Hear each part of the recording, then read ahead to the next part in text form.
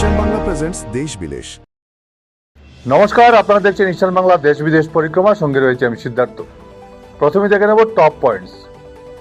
সিকিমের নামচিতে সুড়ঙ্গে ধস ও methane gas leak, মৃত 9 শ্রমিক।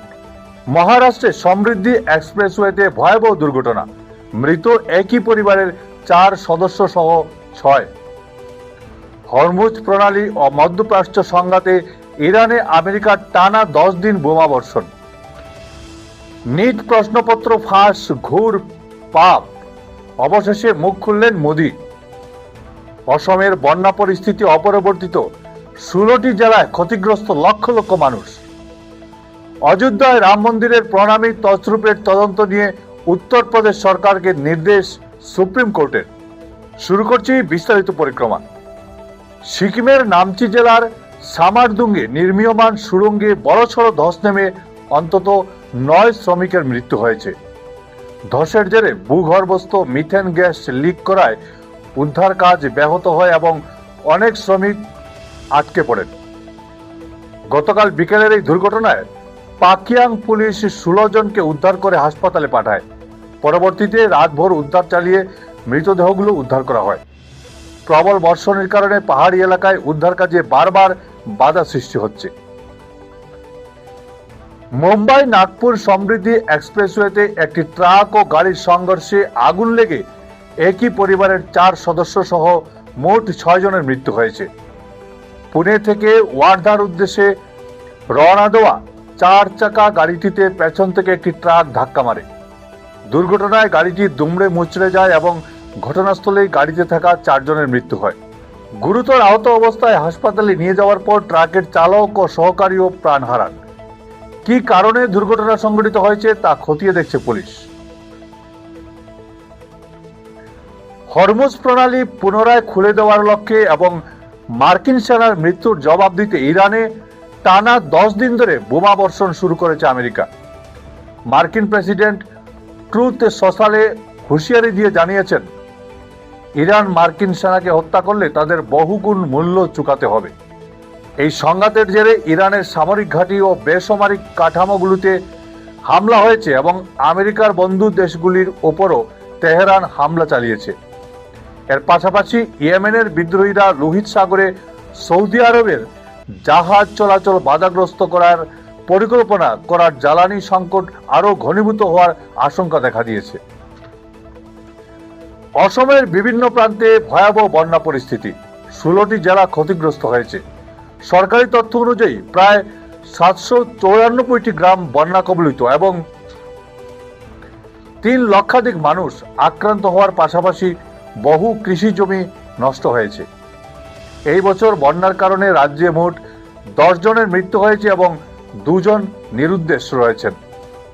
মন্ত্রী কেশব মহন্ত ও বিমল বরা বিভিন্ন বন্যাক্রান্ত এলাকা ও ক্ষতিগ্রস্ত পরিকাঠামো পরিদর্শন করে পরিস্থিতির খোঁজখবর নিয়েছেন। 2 মাসের বেশি সময় পর নিট প্রশ্ন ফাঁস নিয়ে মুখ খুললেন প্রধানমন্ত্রী নরেন্দ্র মোদী। মঙ্গলবার এনডিএর সংসদীয় বৈঠকে তিনি প্রশ্ন ফাঁসকে ঘুর পাপ বলে অভিহিত করেন। তিনি বলেন, প্রশ্ন ফাঁসের খবর প্রকাশ্যে আসতেই সরকার পদক্ষেপ নিয়েছে। যুব সমাজের ভবিষ্যৎ সুরক্ষিত করাটা সরকারের দায়িত্ব। সংসদীয় মন্ত্রী কিরেন রিজিজু জানান, প্রধানমন্ত্রী প্রশ্ন ফাঁসের ঘটনায় কঠোর শাস্তির নির্দেশ দিয়েছেন। 13 জন অভিযুক্তকে জেলে পাঠানো হয়েছে এবং নতুন করে পরীক্ষা নেওয়া হয়েছে। তিনি বলেন, প্রধানমন্ত্রী স্পষ্ট জানিয়েছেন, প্রশ্ন ফাঁসকে রাজনীতির ইস্যু করা উচিত নয়। কংগ্রেস নেতা রাহুল গান্ধী আবারও প্রশ্ন তুলেছেন, কেন বারবার প্রশ্ন ফাঁস হচ্ছে এবং কেন শিক্ষামন্ত্রীকে বরখাস্ত করা হচ্ছে না। তবে প্রধানমন্ত্রী শিক্ষামন্ত্রী ধর্মেন্দ্র প্রধানের ইস্তফা নিয়ে কোনো মন্তব্য করেননি।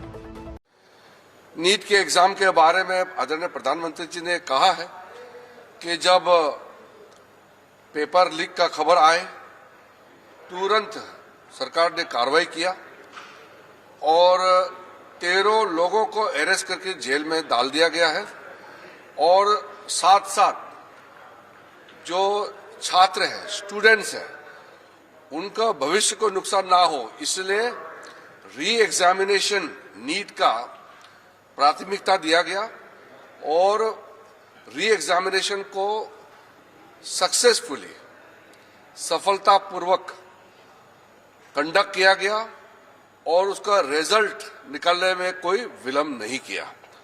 तो दोबारा इस तरह का पेपर लीक ना हो, इसके लिए सख्ती से कदम जो उठाया गया है, जिन्होंने पेपर लीक धंधे में जो लिप्त है, जो लोग दोषी पाए गए हैं, जिसको अरेस्ट किया गया है, उसको जेल में डाल करके प्रधानमंत्री जी ने ये अपील भी किया है कि उनका जो सजा है उसको सख्ती से सख्ती सजा कैसे दिया जाए, उसमें सारा टॉप क्लास के वकील लोग भी साथ दें, ताकि जो पेपर लीक जैसे पाप काम किया है उन लोगों को घोर सख्त सजा मिले।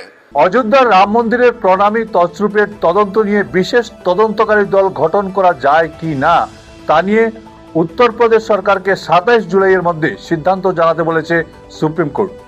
বর্তমানে এই মামলার তদন্ত উত্তরপ্রদেশ পুলিশ করলেও মামলাকারীরা বড় মাপের এই অর্থনৈতিক অপরাধের তদন্ত সিবিআই এর মতো বিশেষজ্ঞ সংস্থার হাতে তুলে দেওয়ার দাবি জানিয়েছেন। আদালত রাজনীতি বা পক্ষপাতের ঊর্ধ্বে থেকে যথাযথ ও নিরপেক্ষ তদন্তের উপর জোর দিয়েছে। আজ ছিল এ পর্যন্তই। প্রতিদিন বেলা 2টোয় দেখতে ভুলবেন না ঈশান বাংলা দেশ বিদেশ পরিক্রমা। ভিডিও সম্পাদনায় আমার সঙ্গে ছিলেন বঙ্কিম সোনার। নমস্কার।